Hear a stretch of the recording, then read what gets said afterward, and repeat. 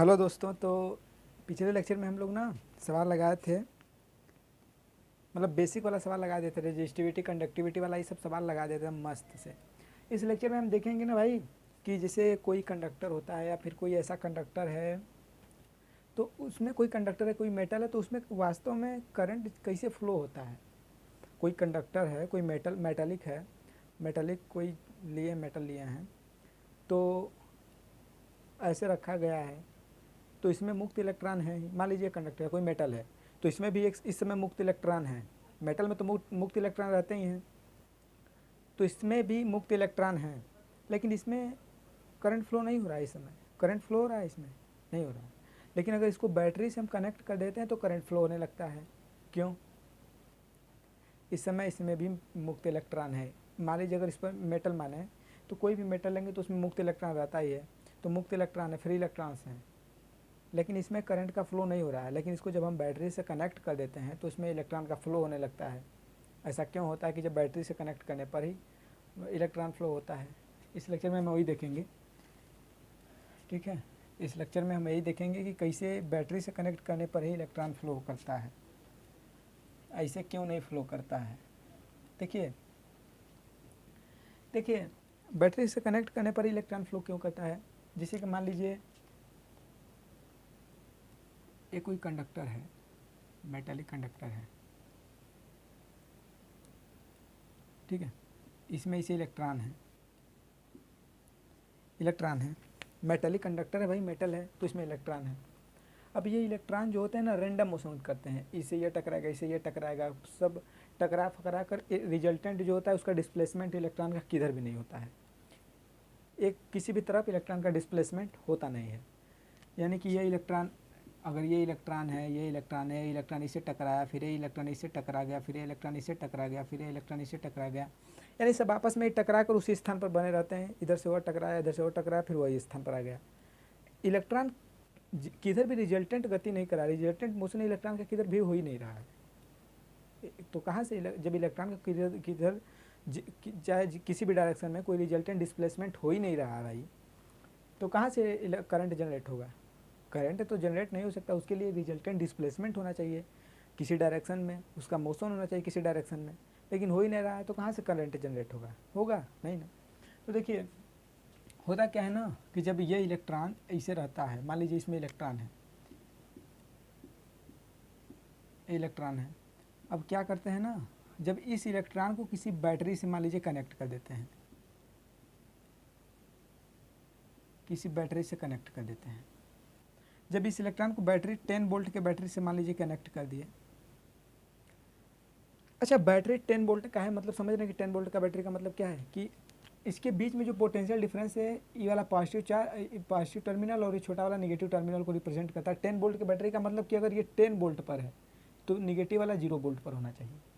अगर ये प्लस वाला अगर 5 वोल्ट पर है तो इसको -5 वोल्ट पर होना चाहिए। अगर प्लस वाला 0 वोल्ट पर है ना, तो छोटे वाले को माइनस वाले को -10 वोल्ट पर होना पड़ेगा। ये मिला जुला करने का मतलब है कि उसके माइनस टर्मिनल और उसके प्लस टर्मिनल के बीच में जो पोटेंशियल डिफरेंस होता है ना, समझ रहे भाई ना, उसके माइनस टर्मिनल और प्लस टर्मिनल के बीच में जो पोटेंशियल डिफरेंस होता है वही उसका बैटरी का वोल्टेज होता है, कि वो बैटरी इतना वोल्टेज का है। 10 वोल्ट का मतलब कि अगर हम इसको 10 वोल्ट माने तो ये 0 वोल्ट हो जाएगा, ठीक है। तो अगर यह 10 वोल्ट तो यहाँ भी 10 वोल्ट होगा, और ये 0 वोल्ट तो यहाँ भी 0 वोल्ट होगा, क्योंकि कंडक्टिंग वायर है, तो ये 10 वोल्ट तो यहाँ भी 10 वोल्ट।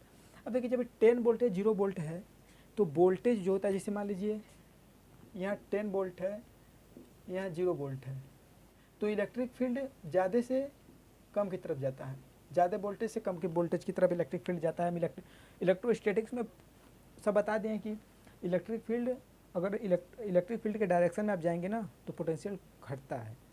इलेक्ट्रिक फील्ड के डायरेक्शन में, अगर इलेक्ट्रिक फील्ड मान लीजिए इस डायरेक्शन में, उसी के डायरेक्शन में आप जाएंगे तो उसका पोटेंशियल डिक्रीज करेगा। इलेक्ट्रिक फील्ड के अपोजिट डायरेक्शन में आने पर पोटेंशियल डिक्रीज करता है। मान लीजिए कि इलेक्ट्रिक फील्ड इस डायरेक्शन में लगा है, तो ए पर जो पोटेंशियल है, एक बी पर पोटेंशियल है, तो बी का पोटेंशियल लेस देन ए के पोटेंशियल से होगा, ए का पोटेंशियल बी के पोटेंशियल से ज़्यादा होगा। लेकिन हाँ, मान लीजिए कि ये इलेक्ट्रिक फील्ड है, यहाँ ए है और इसके ठीक ऊपर बी है, तो ए का पोटेंशियल बी के पोटेंशियल के बराबर होगा, यानी परपेंडिकुलर ही जाएंगे ना, इलेक्ट्रिक फील्ड के परपेंडिकुलर ही डायरेक्शन में, परपेंडिकुलर डायरेक्शन में जाएंगे, उसके पोटेंशियल में कोई चेंज नहीं होता है। इलेक्ट्रिक फील्ड के डायरेक्शन में जाएंगे पोटेंशियल डिक्रीज करेगा, इलेक्ट्रिक फील्ड के अपोजिट डायरेक्शन में पोटेंशियल इंक्रीज करेगा। अब देखिए ये जब 10 वोल्ट है, 0 वोल्ट है, निश्चित है भैया कि इस कंडक्टर में पूरे एक इलेक्ट्रिक फील्ड लगेगा और इलेक्ट्रिक फील्ड इस डायरेक्शन में लगेगा। 10 वोल्ट से 0 वोल्ट की तरफ इलेक्ट्रिक फील्ड लगेगा, सिंपल सा, इलेक्ट्रिक फील्ड इस डायरेक्शन में लगेगा।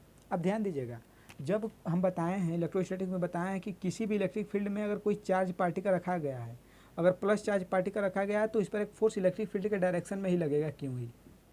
अगर माइनस चार्ज पार्टिकल रखा गया है तो इस पर फोर्स जो लगेगा उसके अपोजिट डायरेक्शन में लगेगा, क्यों ही। ठीक है, यानी कि जिधर इलेक्ट्रिक फील्ड रखा गया, जिधर चार्ज रखा गया, इलेक्ट्रिक फील्ड में जो चार्ज रखा गया है उस पर एक फोर्स लगेगा, ड्राइविंग फोर्स, उसको कहेंगे ड्राइविंग फोर्स। तो इस इलेक्ट्रॉन पर इलेक्ट्रिक फील्ड तो इसके कंडक्टर के अंदर इस डायरेक्शन में लग गया है, अब इस इलेक्ट्रॉन पर एक फोर्स लगने लगेगा। 10 वोल्ट की बैटरी से जोड़ देंगे तो एक अब इलेक्ट्रिक फील्ड लग गया, अब इस इलेक्ट्रॉन पर एक फोर्स लगने लगेगा, एक फोर्स एक्ट करेगा, और वह फोर्स जो होगा ना, इलेक्ट्रिक फील्ड इधर है तो यह फोर्स इधर डायरेक्शन में आ जाएगा। ठीक है, अब इस इलेक्ट्रिक फील्ड के कारण यह पूरा सभी इलेक्ट्रॉन पर एक ही डायरेक्शन में फोर्स लग रहा है, पूरा फोर्स एक ही डायरेक्शन में लग रहा है, तो इलेक्ट्रॉन इसमें कंडक्टर वायर में ऐसे जाने लगता है, इलेक्ट्रॉन इधर से निकलता है इधर आने लगता है। अब जब करंट इधर से, अब इलेक्ट्रॉन इधर से इधर जा रहा है तो करंट किधर से किधर, करंट इधर से इधर आए, यानी करंट इधर से इधर आने लगता है। इसीलिए हम कहते हैं ना, इसीलिए हम कहते हैं कि करंट प्लस से निकल के माइनस की तरफ जाता है। इसीलिए आप पढ़े होंगे इसे नॉर्मली कि करंट प्लस से निकलता है माइनस की तरफ, प्लस से निकलता है करंट। कारण यही होता है कि प्लस पर पोटेंशियल ज़्यादा होता है, पोटेंशियल ज़्यादा होने के कारण इलेक्ट्रिक फील्ड प्लस से माइनस की तरफ होता है, तो इलेक्ट्रॉन माइनस से प्लस की तरफ जाएगा और करंट प्लस से माइनस की तरफ जाएगा।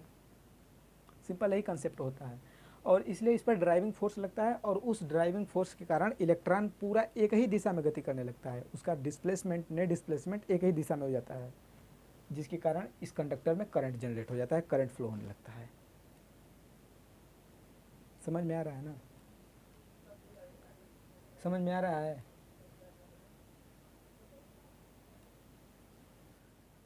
कि कैसे बताएं, अपने से लिख लेंगे, समझ लेंगे, अपने से लिख लेंगे भाई, सिंपल सा तो है। देखिए हो है क्या कि जैसे मान लीजिए बताएं, हम लिखना चाहते हैं तो लिख लीजिए कि if we connect the conductor with battery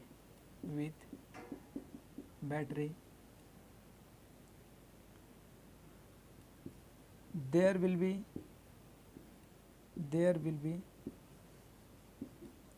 electric field generates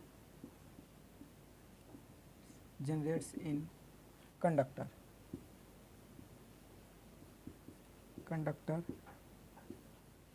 due to this a driving force act on electron and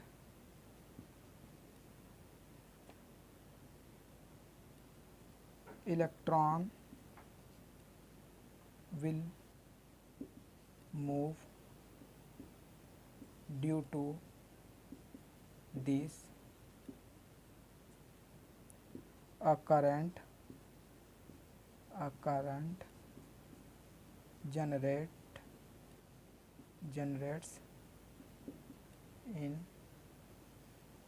conductor. देखिए क्या है भाई, मेन बात क्या है ना, देखिए बता दिए हैं कि एक बैटरी से कनेक्ट करते हैं, ऐसे कनेक्ट नहीं होता है बैटरी से, तो उसके सभी इलेक्ट्रॉन किसी भी दिशा में मोशन करते हैं, नेट डिस्प्लेसमेंट किधर भी नहीं होता है, इसीलिए इलेक्ट्रॉन फ्लो नहीं करता है और करंट नहीं हो पाता है।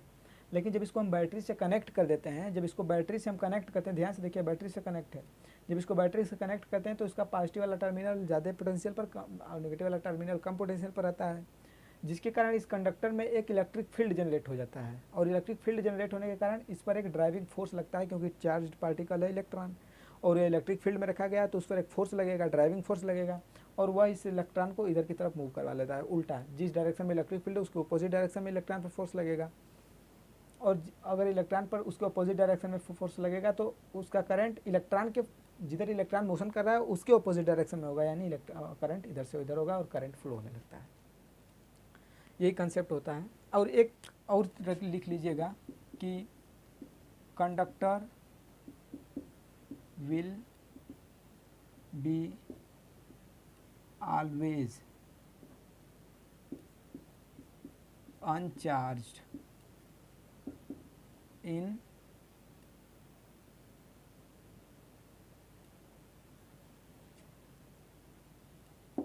Conductor will be always uncharged, मतलब कि कंडक्टर को बैटरी से जोड़ दिए तो इसका मतलब ये नहीं कि इलेक्ट्रॉन निकल गया तो ये चार्ज हो गया, नहीं, जितना इलेक्ट्रॉन इधर से निकलेगा उतना इलेक्ट्रॉन फिर इधर से आ जाएगा, जितना इलेक्ट्रॉन इधर से निकला उतना इलेक्ट्रॉन, यानी कंडक्टर हमेशा अनचार्ज रहेगा, कोई चार्ज उस पर नहीं आएगा। उस कंडक्टर पर करंट फ्लो होगा लेकिन चार्ज कोई नहीं आएगा।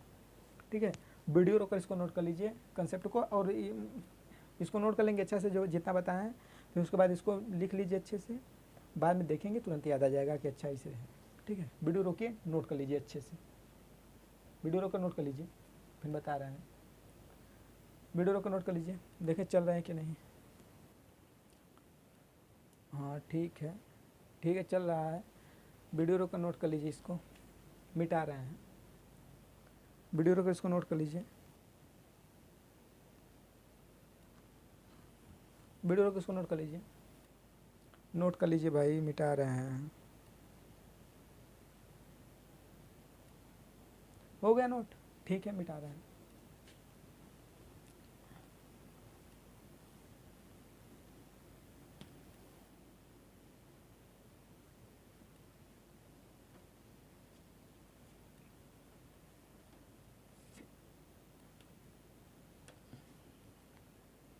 जानते हैं करंट इलेक्ट्रिसिटी में एक और टर्म सुनने को मिलता है, उसको कहते हैं ड्रिफ्ट वेलोसिटी। ड्रिफ्ट वेलोसिटी क्या होता है? देखिए ड्रिफ्ट वेलोसिटी क्या होता है, एकदम पूरा देखिए, कोई नो टॉपिक मिस नहीं होगा, पूरा टॉपिक करवाएंगे। ठीक है, ध्यान से देखिए। ड्रिफ्ट वेलोसिटी क्या होता है, जबकि मान लीजिए कि कोई कंडक्टर है, जैसे मान लीजिए एक कंडक्टर है,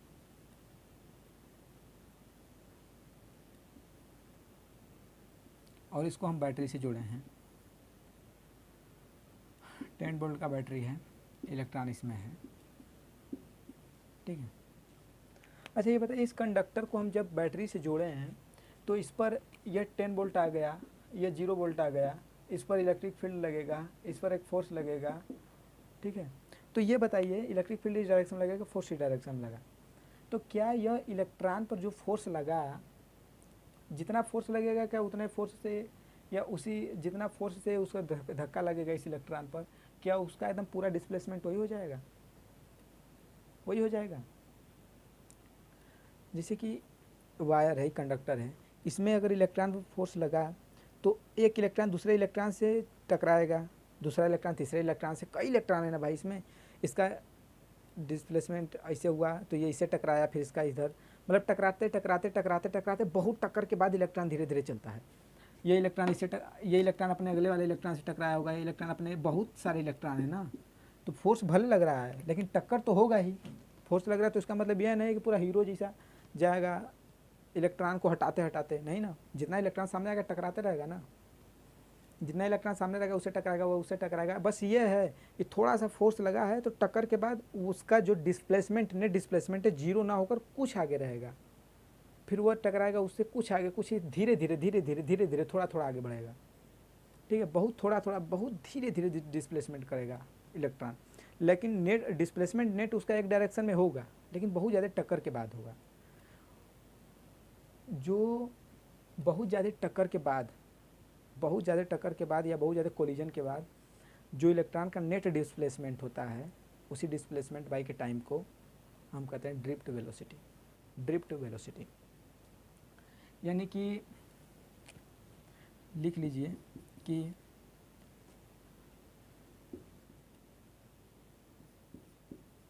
drift velocity is net displacement of electron in conductor electron by divided by time period मतलब टकराव। और याद रखिएगा इट इज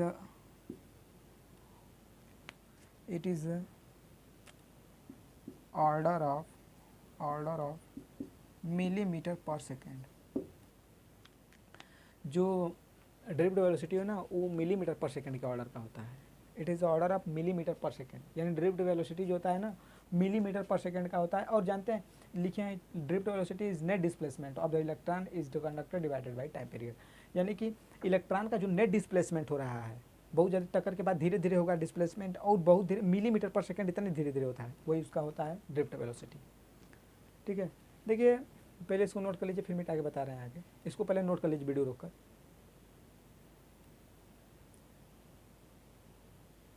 वीडियो रोककर इसको नोट कर लीजिए, देखिए पहले चल रहा है कि नहीं वीडियो। हाँ ठीक है, लेकिन यार साफ नहीं आ रहा है। ठीक है फिर भी चलिए।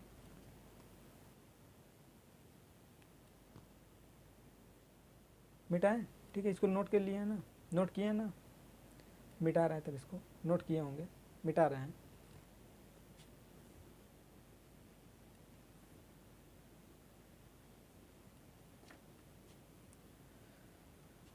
जो ड्रिफ्ट वेलोसिटी के लिए फार्मूला दिया जाता है वो फार्मूला होता है कि पहला drift velocity v d equals to e into e by के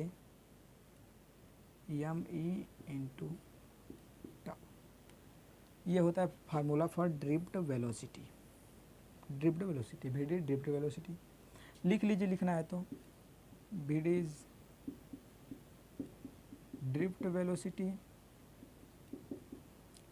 और ई जो है चार्ज ऑन इलेक्ट्रॉन, जानते ही आप कितना होता है चार्ज ऑन इलेक्ट्रॉन, ये तो आप जानते ही हैं।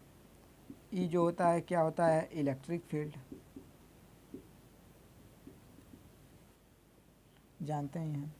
एम ई जो है mass of electron,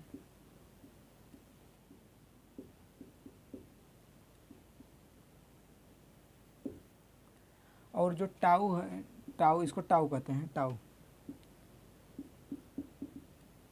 time period in successive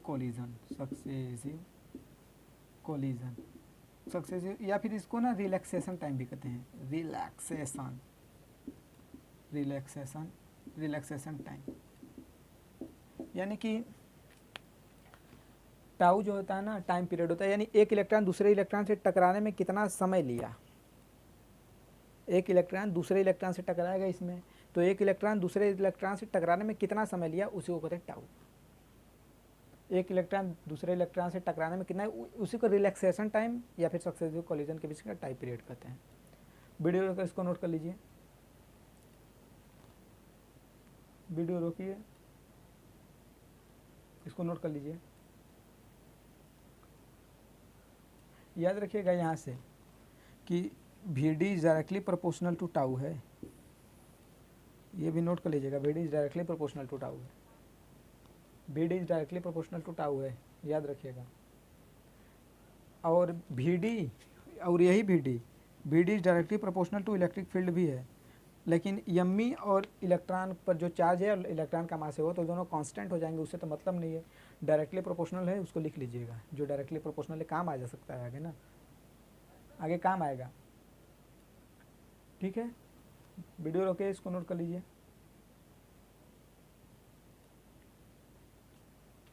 video रोक कर नोट कर लीजिए इसको।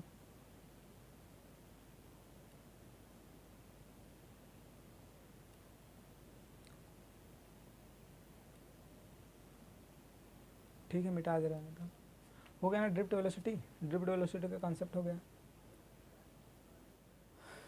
अब लिख लिए ना, मिटा देना, ठीक है, लिख लिए हैं तो मिटा दे रहे हैं।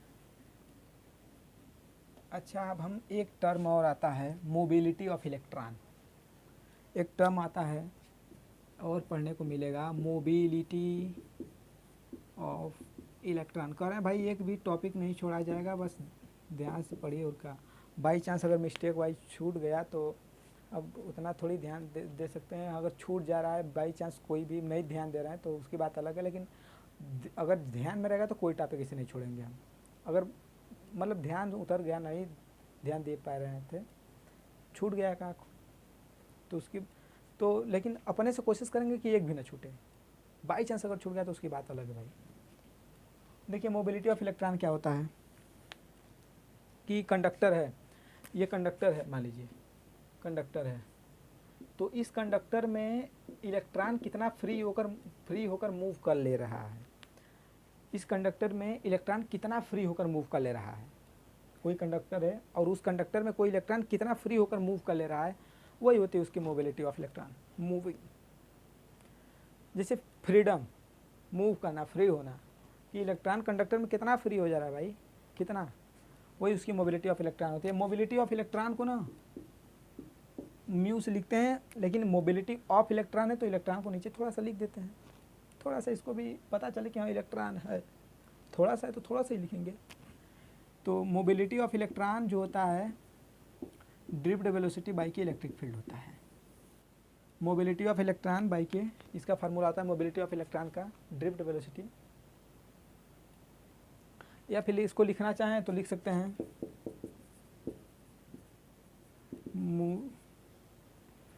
यहाँ पर ऐसे लिखिए, freedom of moving of electron in conductor, यानी कि freedom of moving of electron, electron को मूव करने का freedom, mobility of electron, mobility of electron. कभी कभी नहीं मतलब पूछता है केमिस्ट्री में कि बहुत अच्छा पूछता है, यस ब्लॉक से बहुत अच्छा सवाल पूछता है कि जैसे आपको दे दिया जाता है कि बताइए पोटेशियम, पहले दिया था सोडियम, पोटेशियम, रुबिडियम, सीजियम, सबसे पहले होता है लिथियम। पूछता है ना कि बताइए पांचों में पानी में डाल दिया जा रहा है, इसके सॉल्यूशन में सबसे ज़्यादा मोबिलिटी किसकी होगी। या फिर मोबिलिटी का मतलब कि अगर पानी में इसको डाल दिया जाए, अगर इन चारों को और करंट पास किया जाए तो सबसे अच्छा करंट का फ्लो कौन करेगा, सबसे अच्छा करंट का फ्लो कौन करेगा। तो भाई देखिए जितना छोटा साइज होता है एटम का साइज, जितना छोटा होगा उस पर चार्ज डेंसिटी उतना ज़्यादा होगी, और जितना ज़्यादा चार्ज डेंसिटी होगी वो वाटर के मॉलिक्यूल को उतना ज़्यादा अट्रैक्ट करेगा, और उतना बड़ा यानी उतना बड़ा पूरा एटम मॉलिक्यूल बना लेता है, उतना बड़ा बहुत बड़ा मॉलिक्यूल बना लेता है। जितना बड़ा साइज उतना कम चार्ज डेंसिटी, जितना कम चार्ज डेंसिटी वाटर मॉलिक्यूल को उतना कम अट्रैक्ट करेगा और उतना छोटा मॉलिक्यूल बनेगा। यानी कि इसका जो होता है ना बड़ा मॉलिक्यूल पानी में बन जाता है और इसका छोटा, यानी मॉलिक्यूल अगर देखें ना साइज़ देखें तो साइज का ऑर्डर ये हो जाता है। जब ये साइज बहुत बड़ा हो गया तो उसको पानी में मूव करने के लिए मोबिलिटी इसकी कम हो गई। अब मोबिलिटी कम हो गई तो चार्ज जितना अच्छा फ्लो करेगा उतना अच्छा करंट देगा, जितना अच्छा चार्ज फ्लो करेगा उतना अच्छा करंट देगा। तो ये बहुत अच्छा फ्लो कर सकता है क्योंकि इसकी साइज छोटी हो जा रही है इस कंपेयर टू दिस, क्योंकि चार्ज डेंसिटी ज़्यादा होने के कारण वाटर मॉलिक्यूल को बहुत ज़्यादा अपने ऊपर बना ले रहा है, तो इसकी मोबिलिटी बहुत ज़्यादा होती है। करंट ये बहुत अच्छा फ्लो करता है, करंट का अगर ऑर्डर देखें तो ऐसे होता है। ये केमिस्ट्री में पूछा जाता है, मोबिलिटी से रिलेटेड सवाल पूछे जाते हैं। तो यहाँ पर देखिए केमिस्ट्री में कहाँ गए हम लोग, देखिए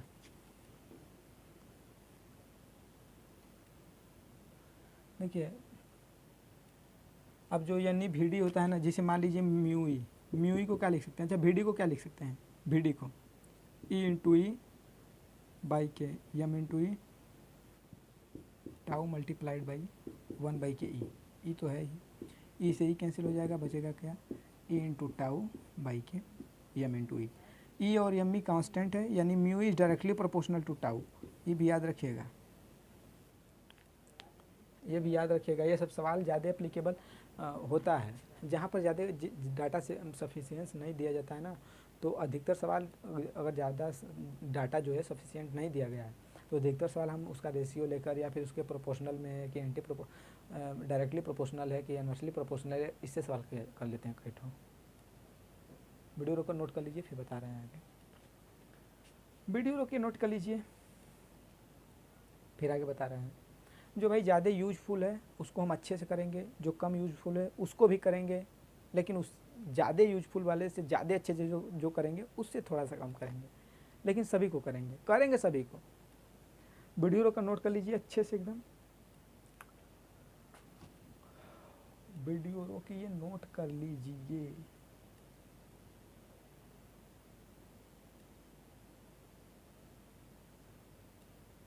मिटा रहे हैं तब,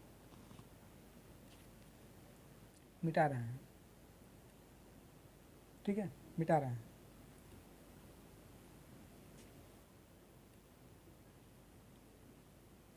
मोबिलिटी ऑफ इलेक्ट्रॉन हो गया ना। अब देखिए हम करेंगे, एक बहुत अच्छा चीज़ पूछता है, relation between current and drift velocity. Relation पूछता है, करंट और ड्रिफ्ट वेलोसिटी में रिलेशन पूछता है। तो जानते हैं करंट और ड्रिफ्ट वेलोसिटी में रिलेशन क्या होता है, I is equals to N e a v D, यानी I is directly proportional to we D. और ध्यान दीजिएगा ये बहुत तेज पूछता है। हम यहाँ पर हम डेरिवेशन नहीं करवा रहे हैं, डायरेक्ट फार्मूला बता दे रहे हैं, क्या डेरिवेशन करा के समय खराब करें, ठीक है। तो डायरेक्ट देखिए यानी ये वी डी होता है, या फिर अगर हम चाहें ना तो देखिए इसको इसे भी कर सकते हैं। यहाँ यानी ये वी डी है, अगर हम आई बाई के ए कर दें, इसको ए को इधर लिया दें तो क्या हो जाएगा, एन ई वी डी हो जाएगा कि नहीं। आई बाई के ए को क्या लिख सकते हैं, आई बाई के ए, इसको लिखते हैं ना चार्ज डेंसिटी, अरे करंट डेंसिटी लिखते हैं, करंट डेंसिटी होता है कि नहीं, यानी J equals to N E V D, यानी V D is directly proportional to J. इससे भी ये निकाल सकते हैं, ठीक है। फार्मूला आपको याद है तो तोड़ तोड़ कर जहाँ बैठ रहा है, जहाँ सही बैठ रहा है, पहले देखें वीडियो चल रहा है कि नहीं, सही है। अगर आपको फार्मूला याद है तो जहाँ बैठाना है बैठा लीजिए, जहाँ तोड़ना है तोड़ लीजिए, जैसे आपका पूरा एकदम सही हो जाएगा, ठीक है। तो अब यहाँ पर देखिए हम करेंगे क्या कि अगर वी डी, देखिए वी डी है ना, अच्छा यहाँ पर देखिए आई क्या है, आई क्या है पूरा लिख दे रहे हैं, इलेक्ट्रिक करंट, एन क्या है, नंबर ऑफ इलेक्ट्रॉन जो इलेक्ट्रॉन हो, फ्री इलेक्ट्रॉन है, नंबर ऑफ, यहाँ पर लिख लीजिए free electron, number of free electron. A क्या है, एरिया, वी डी क्या है, ड्रिफ्ट वेलोसिटी, और उसके बाद जे क्या है, करंट डेंसिटी,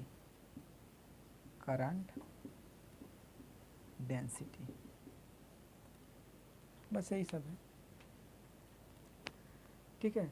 आई बाई के A equal to N E V D, जो फार्मूला है I equal to N E है V D, directly proportional to we D है, समझ में आ गया होगा आराम से। बस यही फार्मूला रट लीजिए, इसको याद कर लीजिएगा। डायरेक्टली प्रोपोर्शनल याद रखिएगा कि कौन किसके डायरेक्टली प्रोपोर्शनल है, कौन किसके इनवर्सली प्रोपोर्शनल है, इस पर बहुत अच्छा सवाल बनते हैं, ठीक है।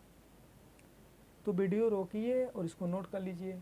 Relation between current and drift velocity हो गया, और उसके बाद यानी पूरा ये सब करवा दिए। अब शायद 3 लेक्चर करंट इलेक्ट्रिसिटी का डाल चुके हैं, ये चौथा है। अब एक खो और बचता है, सिर्फ एक आध दूसरा टॉपिक और बचा होगा, और एक कलर कोड वाला बचा होगा, एक आध दूसरा और टॉपिक मान लीजिए अगले लेक्चर में ख़त्म करेंगे उसको। फिर उसके अगले लेक्चर में, 6वें लेक्चर से हम लोग जो अच्छा टॉपिक है, जैसे कि कम्बिनेशन ऑफ सर्किट, या फिर potential difference, combination of resistance, combination of battery, combination of cell, मतलब सभी प्रकार के कम्बिनेशन, और उसके बाद पैरेलल सीरीज जो होता है कम्बिनेशन, उसको हम सब देखेंगे इस लेक्चर में। बस इतना ही रहने देते हैं, वीडियो ज़्यादा लंबा हो जाता है ना तो अच्छा नहीं लगता है भाई।